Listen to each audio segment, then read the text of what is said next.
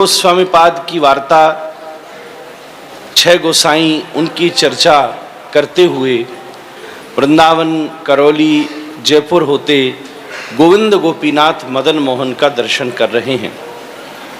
अब ज़्यादा तो यहाँ सनातन गोस्वामी पाद की चर्चा करनी थी, पर उनके द्वारा अनंत जिन ग्रंथों की स्थापना हुई है उसमें एक सर्वोत्तम ग्रंथ जो हमारा और सनातन गोस्वामी पाद का संबंध भी स्थापित करता है वो हरिभक्त विलास यहाँ विराजमान है। यहाँ के सभी श्रेष्ठ आचार्य, सभी जन श्रेष्ठ हैं। गोसाई जी और सब परिवार वृंदावन हमारे पास आते रहते हैं, मदन मोहन लाल का प्रसाद देते रहते हैं। आज निश्चित रूप से ये प्रतीत हुआ, जब करौली की तरफ पहुंचे तो ऐसा लगा हाँ कोई वृंदावन के कोई भारत के किसी एक शहर में आए हैं, किसी एक कस्बे में आए हैं। बाहर के परिवेश में भी पहुंचे तो अलग अलग भावना का अनुभव हुआ, परंतु जैसे ही यहां प्रवेश हुआ तो हम भ्रमित हो गए कि कहीं फिर से श्री वृंदावन तो वापस गाड़ी नहीं मुड़ गई हमारी।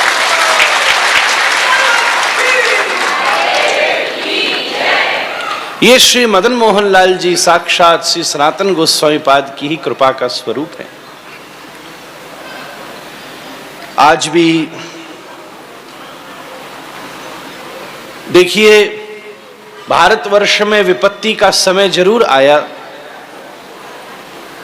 मंदिरों पर आक्रमण जरूर हुए, पर उस विपत्ति के समय पर भी कितनी बड़ी एक बात हो गई, कौन सी ऐसी लीला हो गई कि यह छोटी सी जगह करौली का वृंदावन से संबंध हो गया। महाराज, यहां स्थान कसवन की कोई कमी नहीं है, परंतु श्री ठाकुर जी ने साक्षात इस स्थान का चयन किया जो भगवान पादमेकम न गच्छति, ब्रज से एक कदम बाहर नहीं रखना चाहते, वो श्री ठाकुर जी करौली में आकर के विराजमान मदन मोहन लाल प्रभु हुए हैं, रास के ठाकुर हुए हैं। हमें ऐसा लगे कि यहाँ आप सब वैष्णवों के भक्ति भाव का ही वास्तव में ये असर है। महाराज, यहाँ के रसिकन के भजन को प्रभाव है, जैसे ये लीला और भूमिका बनी है। सही बात तो ये है, हमारे ब्रज के पास ठाकुर जी की रज है और करौली के पास ठाकुर जी के चरण है। महाराज,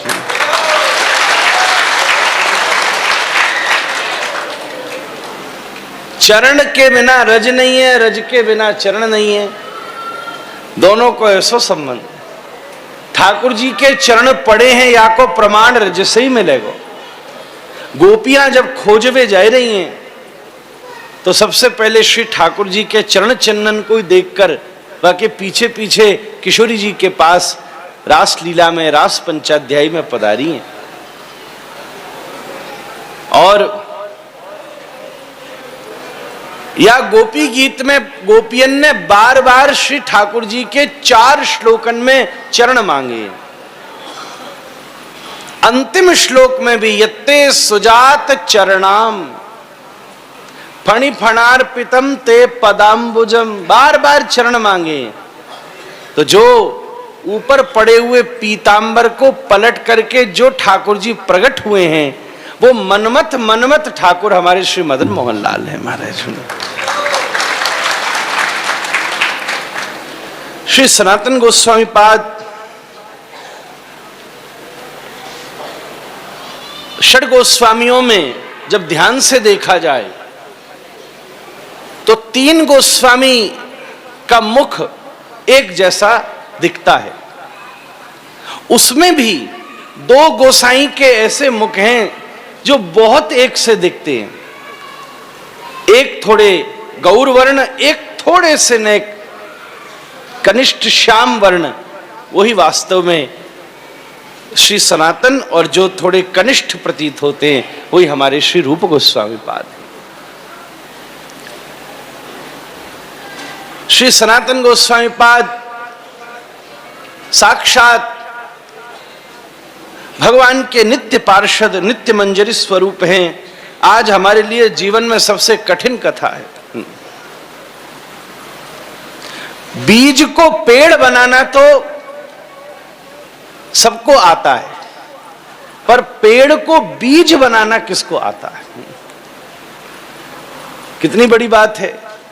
एक बीज हम आपको दें तो कछु महीना में, वर्षन में वो वृक्ष बन जाएगा, पर हमारे सामने सनातन गोस्वामी पाद के चरित्र का ये दिव्य वृक्ष खड़ा है, पर उसको बीज कैसे बना में। पर सबसे बड़ी बात यह है कि सनातन गोस्वामी पाद वृंदावन को प्रकट करने में बड़े निपुण हैं महाराज। आपने श्री रामकेली ग्राम में स्थित रहते हुए भी दिन भर हुसैन शाह के यहां एक साधारण वेश में नौकरी करते हुए, और पदासीन, जिसमें एक प्रकार से छोटे राजा के नाम से सनातन गोस्वामी पाद की इतनी चलती है, इस पद पर आसीन है कि शाह भी उनकी आज्ञा के बिना कोई कार्य नहीं कर सकता। और उस समय श्री रूप सनातन को सर्वोत्तम उपाधि के नाम से उन्हें अलंकृत किया गया है।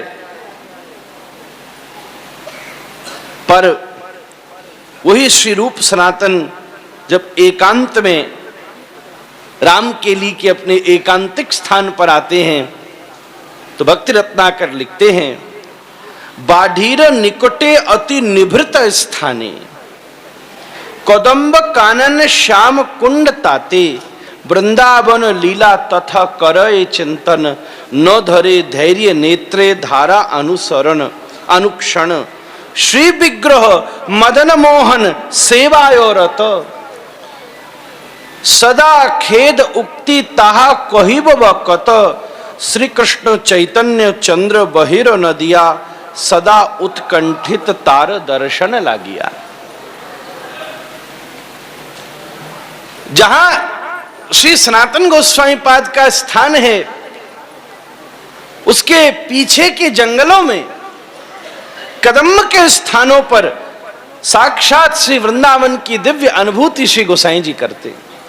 कुंड में हम भी यही देखते आ रहे थे, जब करौली आए तो बीच में 2-4 सरोवर पड़ रहे थे, पुल से पार किए, अरे हमने कई सनातन गोस्वामी पाद ने दृष्टि दी है, देखो साक्षात राधा कुंड श्याम कुंड प्रकट हो गया है। आसपास के जो कुछ हल्की सी पहाड़ी दिख रही थी, ऐसा लग रहे हो तो बरसाने और गिरिराज जी प्रकट हो गए हैं महाराज।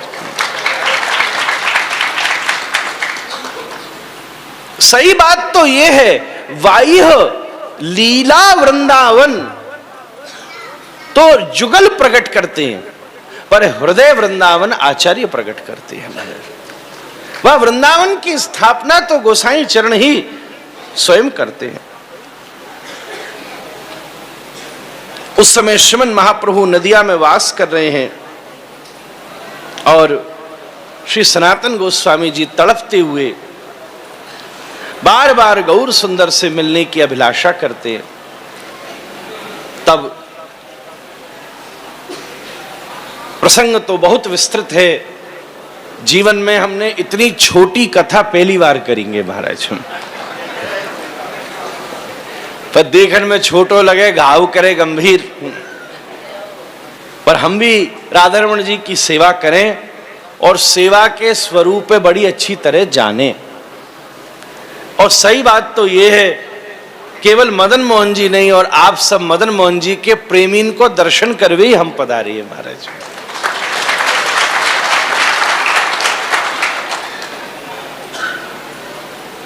साकर मल्लिक और दबीर खास नाम की उपाधियों ने हुसैन शाह ने इनको अलंकृत किया था, पर जब महाप्रभु जी की परम कृपा आपके ऊपर अभिवर्षित हुई, परिवर्षित हुई, तब उस सभा में जाना आपने बंद कर दिया, शाह ने कारागृह में डाला और उस समय अति बहुमूल्य संपूर्ण धन उस जेलर को सौंपकर चुपचाप श्री गोसाई चरण उसका परित्याग करके, इससे यह प्रमाण हो गया। मन में पीड़ा होती थी, मंदिरों को नष्ट करने वाले ऐसे शाह के यहां हमें कार्य करना पड़ रहा है, पर गौर सुंदर की लीला का प्रकाश हुआ और वृंदावन में जाकर श्री रूप सनातन जी को आज्ञा दी। आपने संपूर्ण शास्त्र विस्तार की परम मंगलमय दिव्य स्थिति को संपन्न किया। श्री सनातन गोस्वामी पाद, सही बात तो यह है, हमारे इस संपूर्ण गौड़ीय संप्रदाय के सनातन तत्व को प्रकाशित करने वाले आचार्य हैं। केवल नाम ही सनातन नहीं है, बल्कि आपके द्वारा किया गया संबंध तत्व का अनुभव वही सनातन है। हम स्पर्श कर रहे हैं बस। संबंध, अभिधेय और प्रयोजन, ये तीन विषय समझने योग्य हैं। कितना कहा जाए कितना नहीं पता नहीं, और ये तीन तत्व ही ये तीन ठाकुर हैं। जीव और भगवान के साथ का जो संबंध है वो सनातन संबंध है। जीवेर स्वरूपे होए नित्य कृष्णदास। हम पर केवल 7 मिनट बाकी रह गए। 7 दिन में तो हमने बहुत कथा की है, 7 मिनट में तो पता नहीं पहली बारी होगी। पर यह भरोसा है कि जब 45 मिनट का नाम संकीर्तन करके खट्वांग जैसा राजा भगवत प्राप्ति कर सकता है, तो मदन मोहन के चरणों में केवल एक बार प्रणाम कर देने से अखिल कोटि बंधन निवृत्त हो जाएंगे। ठाकुर जी की प्राप्ति।